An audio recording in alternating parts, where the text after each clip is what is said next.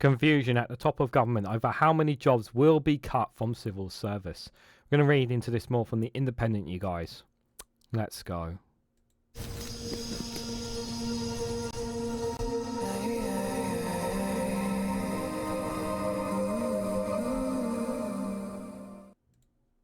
Good morning, good afternoon, good evening, wherever you are in the world. This is Reganelite here with an article from the Independent with the headline of confusion at the top of government over how many jobs could be cut from the civil service. The Chancellor said there would be 10,000 job losses, but the Transport Secretary said there is no target. Guys, while you're here, make sure you hit the like button and share this across social media so others are notified of this video. I think, things, let's be honest, things will be a lot more clearer come the spring statement. Obviously, that's coming up this Wednesday at the time of this recording. But one thing is for sure, it's not. I don't like that civil servants are being cut. I don't like this cutting from it. I do believe that some of it will be replaced. Some of the work will be replaced by artificial intelligence to try and simplify things and the use of technology more.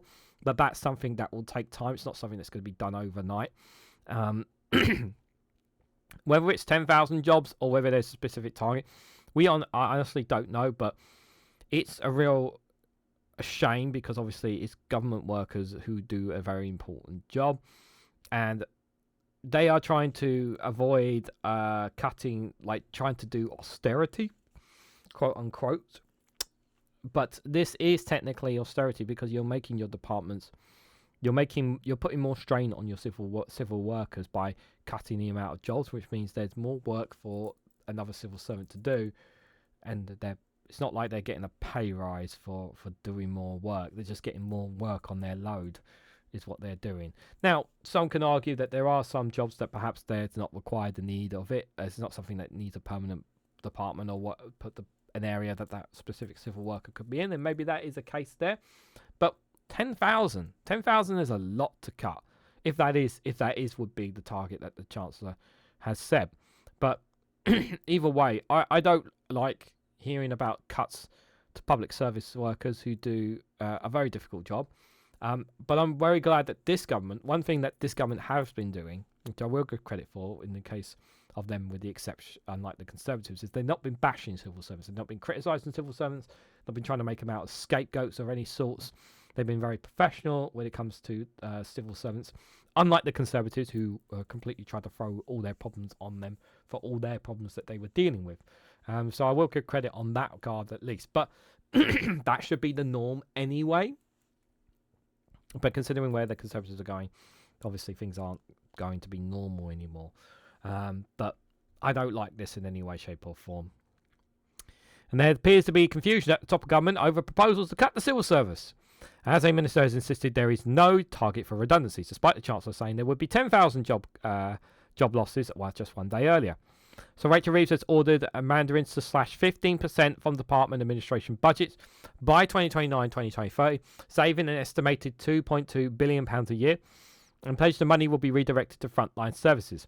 Over the weekend, when pressed on the number of jobs that would be cut, Ms Reeves told Sky News, "I'm confident we can reduce civil servants' numbers by 10,000. Now, it's also very clear here, it says here by 2029-2030. So we're talking about over the next 5 years, this is going to be done. So this is not something that's going to happen like very, very quickly. It's just a slow process. So they're obviously going to stop hiring, and they're going to try and cut down the number of civil servants and the number of jobs that they do. So it will be a slow process in some of these, but 10,000 is still a huge number. And during COVID, there were big increases in the number of people that were working in civil servants. That was the right thing to do to respond to those challenges, but it's not right that we just keep those numbers there forever. So the argument in cutting civil servants there that she's implying is because of the pandemic. I agree it was needed during the pandemic, the increase in civil servants. But is there not a way we can protect these jobs? Is there not a way we can do this where they work less or something? Like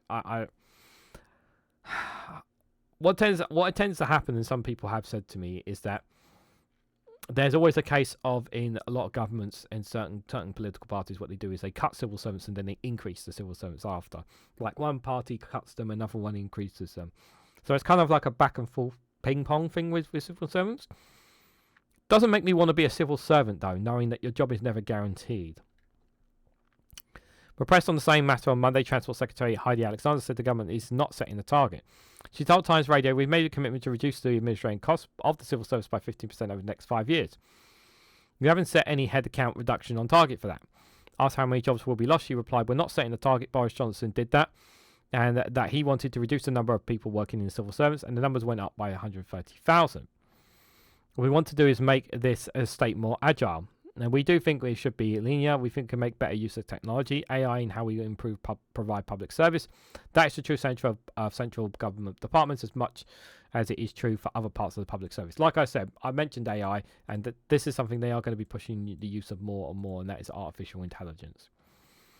It comes amid warnings from civil servants unions as many as 50,000 people could lose their jobs and vital services could deteriorate as a result of the cuts.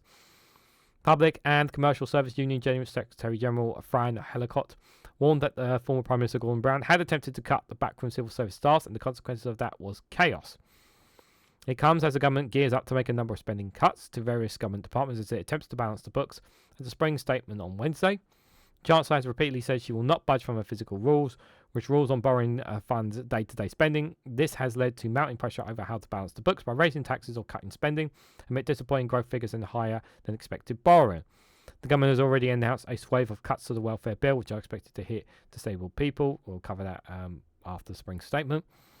Asked by BBC Radio 5 Live if she would cut the amount of departments whose spending is not protected, such as the Ministry of Justice, the Prime Minister said ministers are looking across the board at spending, saying that he wants to take some money out of government. At the budget last year, we made some record investments, and we're not going to undo that, he added. Sakir pointed to investment in the NHS since Labour's first budget in October, which he has said that just delivered 5 months' worth of waiting lists coming down 5 months in a row during the winter. The PM also said we're not going to alter the basics, but we are going to look across, and one of the areas that we'll be looking at is we can run the government more efficiently. We can take some money out of government. And I think we can. I think we're essentially asking businesses across the country to be more efficient, to look at AI and tech in the way that they do their business. I want the same challenge in government, which is why we shouldn't be more effective. Treasury has been contacted for comment. Now, like I know some people will. I've argued in certain comments that are saying that, AI isn't replacing workers just yet, but that is the transition that we are happening.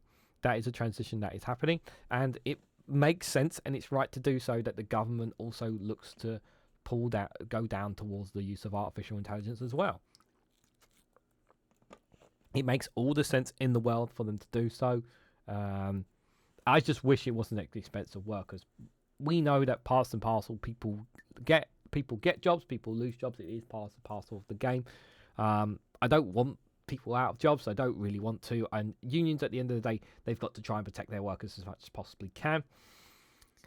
Whether or not these cuts, they're going to be able to do these cuts, and it is over a long period, is going to remain to be seen. She is right in saying that these workers meant we needed these workers during the pandemic. That is true. But is there not? Do we still need them? I think is a good question. Are we wasting taxpayer money on extra civil service that we don't need? I think that's a question that I think is worth asking, guys. But what do you guys honestly think? Because I'm not entirely convinced that we should be cutting so many civil servants up to 10,000, 5,000. But maybe some of you will disagree with me. Maybe some of you think that maybe it makes more sense to cut these jobs. That we are wasting taxpayer money on some of these services civil servants that we don't need as many as we need. Honestly, let me know your thoughts on all of this down in the comments section below. Now, if you found this video informative or helpful in any way to you, hit that like button, be greatly appreciated. Share it across social media. Subscribe if you haven't already. Hit that join button down below to join the YouTube membership to gain access to extra perks and lots of other little bits and bobs here with that as well. And you can also check out the Patreon and Rumble channels as well for exclusive content on those platforms. So thank you all so much for watching, and I hope to catch you all very, very soon.